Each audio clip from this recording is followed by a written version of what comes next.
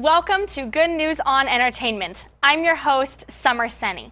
My guest today is a musician whose band is attracting all different types of people.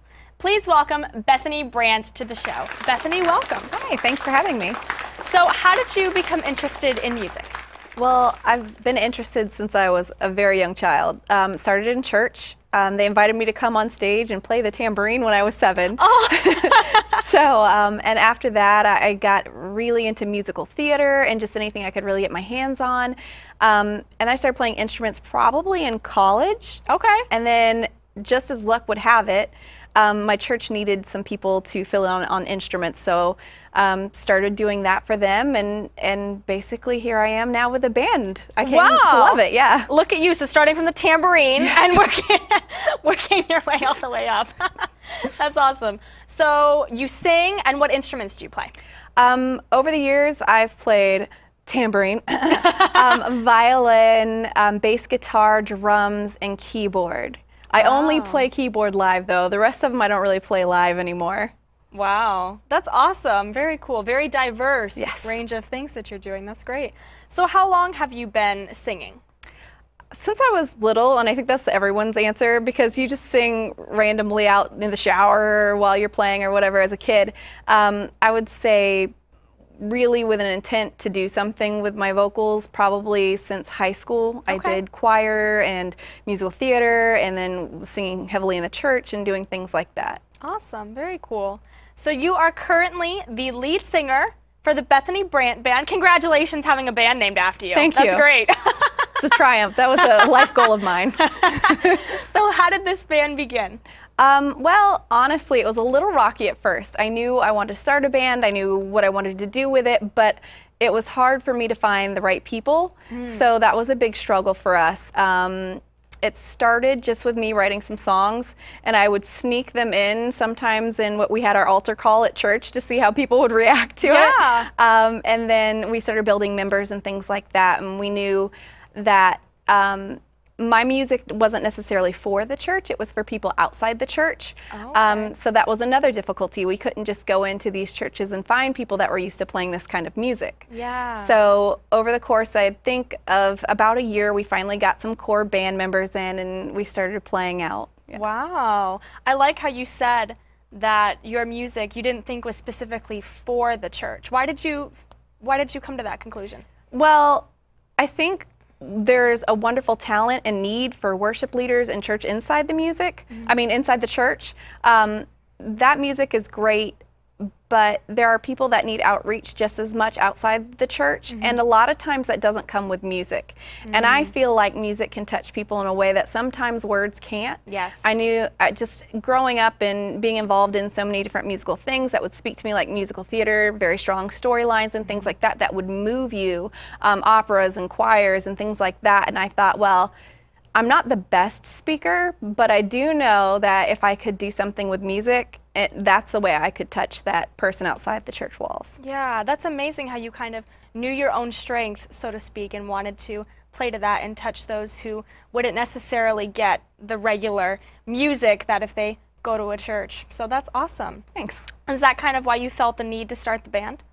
Yeah, I didn't hear the type of music I wanted to hear on the radio, let alone Christian radio. And I understand we need that mainstream radio for the people out there that need a refreshing in their spirit. But that's just not where we were, and that's not who I wanted to reach. They're not necessarily tuning into Christian radio because that's not their lifestyle choice at this time. So basically, I just wanted to reach out with the people at the biker bars and the places that you wouldn't normally go to on a Sunday morning. And I thought, well, what kind of sounds come from that? And it took me back to Southern rock and classic rock and just some of this more gritty sound. And I knew that my parents played that for me growing up and stuff like that, and I thought if people are going to respond, they're going to respond to the music they're used to. Yeah. So yeah, that's such a good point. There's a saying, I can't remember who says it, but they says the two most popular places to go on a Sunday are a church and a bar. And you're some people reach out to the church, and your music reaches out to those in the bar who wouldn't necessarily go to a church. Yeah, we're gonna sneak that music in there. Yeah, for sure. That's awesome. So who are the other members of the band, and how did you meet them? So one is really easy because I'm married to Aww. him. So my husband, Bethany Brandt, is our rhythm guitarist. And funnily enough, he actually was not going to be in the band at first. I don't know if he thought he wasn't ready for it yet, or just that wasn't his thing at the time. But then he ended up playing for our church and is our worship leader there with me, playing guitar as well. So eventually he came around to, I don't think he was the first core member because of that reason. He was just kind of there until we found somebody to replace him, and now he's our rock steady rhythm guitarist. And then we have our bass guitar player, and that's Randy Yoder. We had a few iterations of bass players just because of timing and things like that, and one of our bass players that was there permanently before him, he went off to college, so I couldn't tell him, no, do music, don't go to school. And then we have our lead guitarist, who is Joe Saba, and he actually does quite a bit of music. He teaches lessons, he plays for a few other bands as well in his other time that he has. And then we have our drummer, Doug Depew, and he plays for quite a few churches. He subs in as a drummer for them, and he also plays, he's a percussionist. Wow. Yeah, he's going to cool. be angry if I don't mention that he's a percussionist, because he actually plays for orchestras and things of that nature as well. Wow, look at you, all the diverse people you have. I love it. That's awesome. So with your unique vision, so to say, was it difficult to find a sound and find people who shared the same vision you did? I think it wasn't hard to necessarily find the people in the band once we got them. I think they all understood the sound we were going for. To me, it was actually more difficult to find venues that would want us to play there. So we did a lot of festivals and a lot of fairs out to the open general public. So it wasn't necessarily marketed as Christian music. Because our music is a little bit more hardcore. Obviously, we're not going into like a worship on a Sunday morning at a church and like playing full force drums, like blasting the speakers. So it's been interesting to find venues that will have us. So. Wow. That's interesting. I wouldn't have thought of that, but I guess you're right. That would kind of be challenging. Yeah. So what type of genre would you say your band fits best into? I label it as like 3 different things. Christian rock, I put that out there, but it's more like a Southern rock. Okay. And then I just label it as that, and mainly like Christian music. So I don't want to necessarily make people angry, because I had this one instance. We were playing at a fair, and we were just singing, I think, Christmas songs and some other songs. And this mom came up with her small child, and she was dancing. The kid was dancing, so the mom's on her phone, just like, okay, enjoy the music. And then we come out with like Jesus, Lover of My Soul. So I like ring out along, Jesus. She her eyes get big. She takes her daughter and runs away. So I don't want to necessarily like bombard people with something they're not going to like. I don't want them to feel that way. So I always try to let them know in some way, even though I consider us more Southern rock. I try to make sure that there's a Christian Southern rock, or something, so they're not unprepared. Yeah, exactly. Kind of that subtle message. Bring them in with the Southern rock and then throw Jesus in there. Yes. So how did the inspiration come to begin this band, to begin ministering in music? Like I said, I didn't hear anything I would really attribute to our sound on the radio. And I did know that I wanted to minister to people outside the church. So basically that's where it came from. I didn't hear our sound out there. And I prayed about it for quite a bit and just started writing songs long before we had a band together. I think I had maybe 5 songs written before I even had a band. And I couldn't, at this point, when I first started writing music, I couldn't even play piano. So it was literally me just sitting on the piano, trying to figure out a chord. Oh, okay, I know this is a C. I was teaching myself piano as I was writing songs. Wow. And then I started learning piano pretty quickly just so I could write my music. Wow, look at that. That drive kind of pushed you to learn a new instrument and write your music. That's awesome. Yeah. So how long have you been writing your music? I'd say the band's been together probably two or 2.5 years. So maybe like 5 years ago, I wrote my first song. Oh, wow. Yeah. Okay. How do you get the inspiration to write your music? In the beginning, it was difficult. And of course, never having written music before, I was like, where do I go to find this? So I went to the Word, I went to the Bible, and I would look up verses that were very specific and that weren't on the radio or in a message that you would typically hear in church. So I would find stuff from like Zephaniah and just like normal things that people wouldn't go to, I think. Yeah. And I would try and draw inspiration from there. I'm like, okay, well, from this verse, what can I draw from it, and things like that. So that's where it started. And then I kind of took a turn after that and decided, well, if my music is going to be for people outside the church, they might not know these verses or realize that this is a reference to the Bible and things like that. So then I started writing off of real people's experiences. Okay. So I would hear people's stories over the years and what was a struggle for them and what made them turn to Christ and things like that. And then I just started writing their stories down. And I mean, those are some of our most impactful songs. Wow. That's amazing. How do you go about taking somebody's story, something that's kind of personal to them, and creating it in a song? I think for me personally, and everyone has a different process when it comes to writing music. Yeah. For me personally, I think about their story and I try and get a feel for the sound of it. Like, is this an anger? Is this a sadness? And then I'll kind of feel out how I want the music to sound. Mm-hmm. And then I'll go and I'll write the music and the lyrics. And generally, I'm really just retelling their story. Sometimes a little bit more artfully than they would have, but it really is just their story. Aw, that's awesome. What an inspiration to be able to do that. And that has to kind of make you feel good in a way, just kind of being able to take somebody else's story and say it more delicately than they might be able to. Have you written about any of your own experiences in your songs? Yes. So just like I write about other people's, what I'll call them their testimonies, which is funny because I don't think people typically say, they're just telling you a story or they're just talking to you in conversation. I'm like, that's a testimony. With me, I have one specific song that I sing at every show. It's one about my grandmother. It's called "She Was a Song." So yeah, and that was a really personal song for me, and I didn't know how exactly I would feel about singing this to random strangers. Let me tell you about my love and my grandmother and things like that.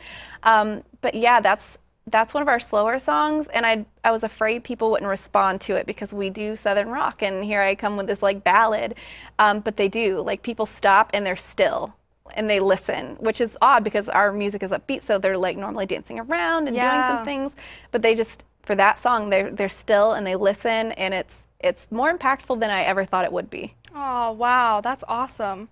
One of the songs that you've written is Good Enough. Tell us a little about that song. So this actually comes from a story of mine as well. It was a bad relationship I had with someone.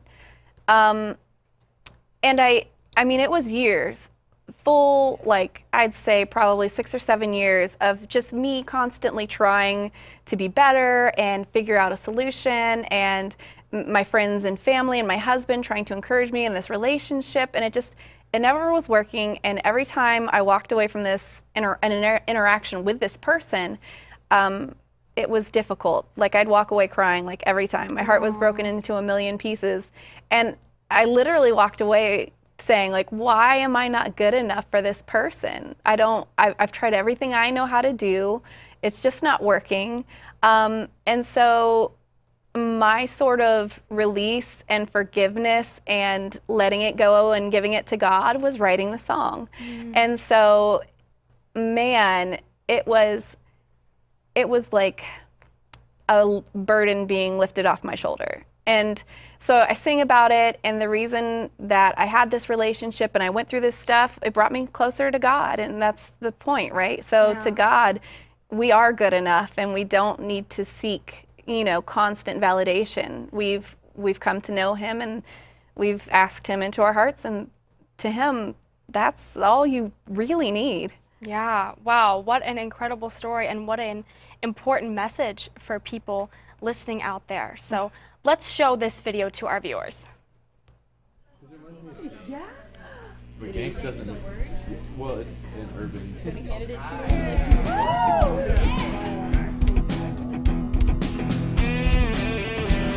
All the hurt and pain you put me through, years of trying times unable to appease you. Sleepless nights rack my thoughts as to what I did to make you sit on.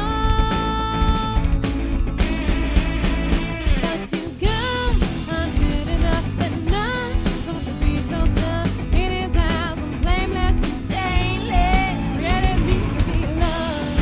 La la la la la love. La la la la la love. La la la la la love, love, love.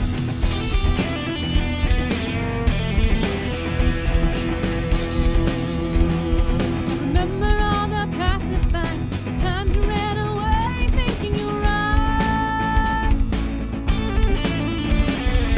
Not one wounding word was missed, the dog with a bone and you couldn't resist. But to God, I'm good enough and not have to be so tough. In his eyes, I'm blameless and stainless. Yet I need to be loved. La la la la la love. La la la la la love. La la la la la love, love, love.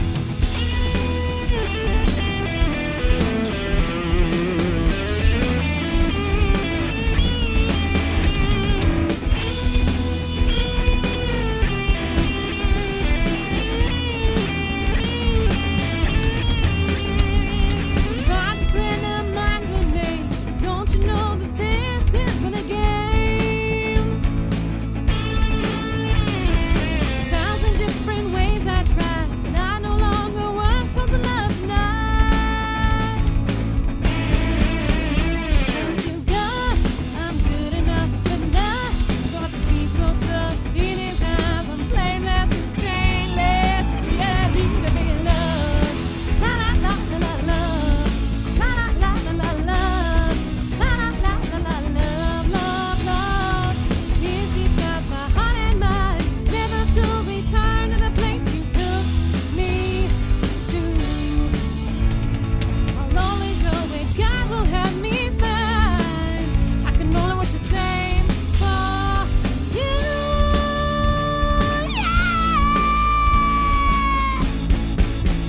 Cause you got, I'm good enough and I don't have to be so tough. In his eyes, I'm blameless and stainless. Created me to be loved. La la la la la love.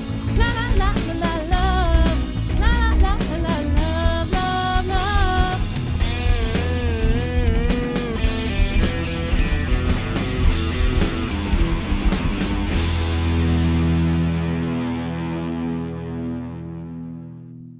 Wow, what an inspirational song, and that brings us back to that unique sound that we were talking about. So that's awesome. That is very unique. So Bethany, how do you feel the message of this song, Good Enough, is relevant in today's society? I think we all have relationships that we come across, if we're not in them now, that may be unhealthy for us. And it's hard to separate ourselves because, one, we either think that we deserve it, two, it's just too difficult, or three, we don't realize it until it's too late. And so I think it's important to realize those things kind of early on. And that was the message of this video. Like, you can break away, you can be, you know, doing God's will, even if people are telling you it's silly or it's not something you should be doing.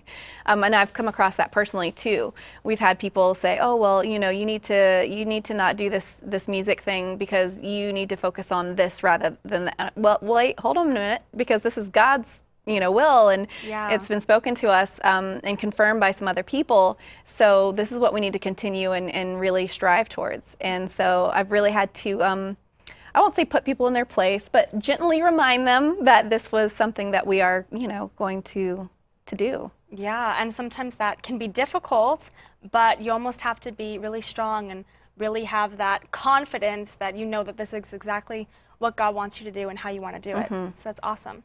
With this project, you were very hands-on. Yes. Tell us what that entailed for you. So on this particular music video, I knew that we needed to do it in a certain time frame and with a certain budget in mind. And with that being said, I knew that I would be having to do a lot of the work myself. And my husband as well, he's well versed in camera and cinematography. So I literally, from the very beginning, storyboarded it. I wrote down all the directions for the actors and everything like that. I casted it. I directed it while I acted in it. Wow. Yeah, which was difficult. Did all the lighting for it with the help of Matthew, my husband. And then we had a few people actually here help out with some of the band shots since Matthew couldn't be on camera and play guitar at the same time. And so it was just a labor of love, and we did a lot. And in fact, the church that we wanted to use for the venue, that we used in the last shots of the music video, they didn't have a stage yet, and I needed that stage. For some reason, I needed the band to be on a stage. It seemed normal to me.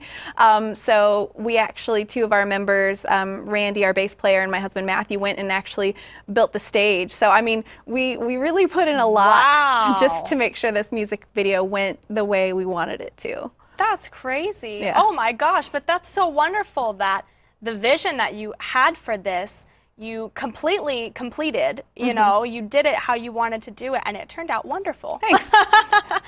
So how long did it take you from the process of writing the song to then creating the music video? Oh, goodness. I think I wrote the song, oh, this is hard because I'm bad with time frame. I'd say probably like 2 years ago, maybe, I wrote the song. And then I knew I wanted to do this one to be our first music video that we did. So we just kind of played it out and saw how people reacted to it. And then I have a goal list. I have to be very organized because I do so much. I work full time. I have the band. I do worship at my church, and then I also act as well. So I made out a goals list of everything I wanted to accomplish in 2017 and 2018. And my big goal was by, I think, September or December, I can't remember which one, which means I either met or didn't meet my goal. I wanted the music video done. So I knew that I was going to do it this year. And so I basically just went for it. And I mean, I don't have any technical proficiency of schooling on how to do these things. I just kind of know in a general sense what you need to do. And I just kind of went, okay, we're going to do it. And if it takes us extra time, that's fine. We'll make it happen. Wow, look at you go. That's awesome that you were able to have a vision and kind of just see exactly what you wanted to do with it. That's wonderful.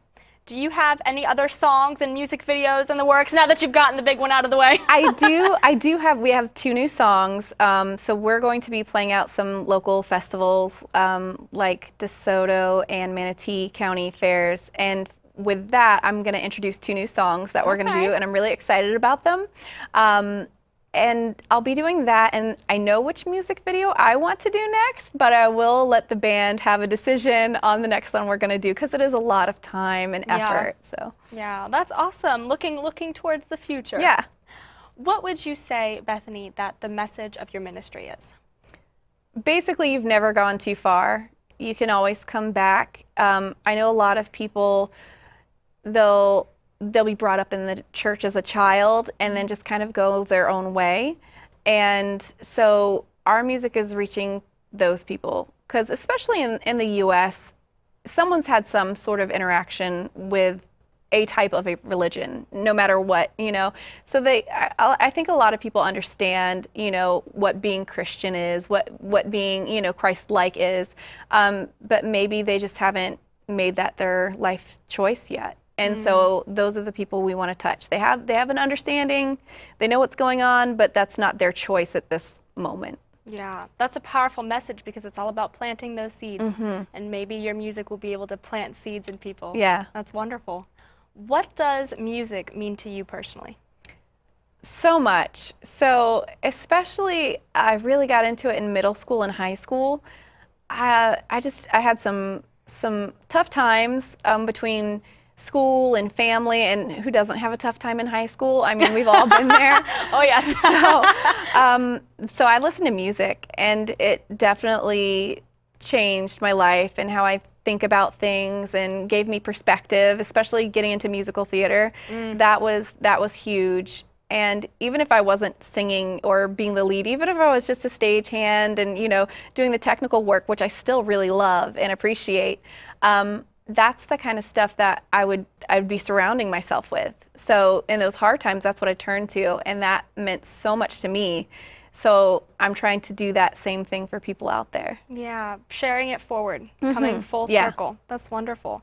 You touched on this a little bit before, but you've recently started in the film and acting and television business. Yes. Is that something you would like to continue further?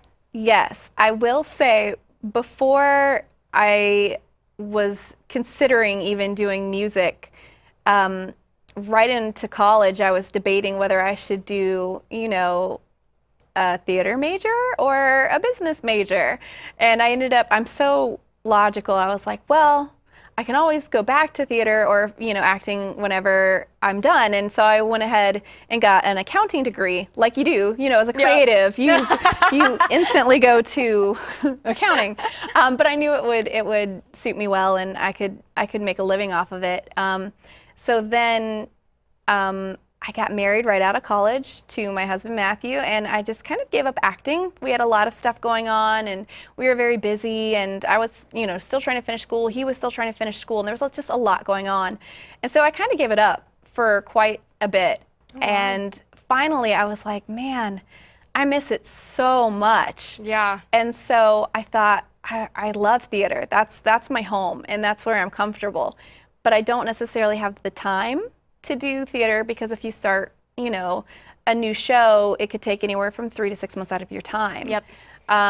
So I thought, what can I do? And I said, I can do film, TV, and commercials, and that will, at the longest, you typically only do 3 months on a film, so that will shorten the stint down dramatically. Yeah. And so I just started doing small things here and there, and immediately I fell right back in love with it. Like, I would come home super jazzed just after like a table read, which is where you just sit and read a script with, you know, other actors and things like that. And I'd be so excited, and my husband would be like, what is wrong with you? And I'm like, I'm so happy. And he's like, you need to keep doing this. And so I have. Aw, that's awesome. Yeah. Bethany, how can our viewers get more information on your band? The band, we have a Facebook page. It's facebook.com/the Bethany Brandt Band. You can find us there. I use Twitter and Instagram the same, personal and for the band and acting. I just do it all in one spot. So you can follow us at Twitter and on Instagram at Bethy Brandt, which is my nickname. So that means you're in like family with me. So at Bethy Brandt. And then we have a website too, bethanybrandt.com. So we're everywhere. We're happy to be social with people. Awesome. Bethany, thank you so much for coming on the show. Well, thank you for having me. Well, that's our show. I encourage you to check out the Bethany Brandt social media. Have a great week. God bless.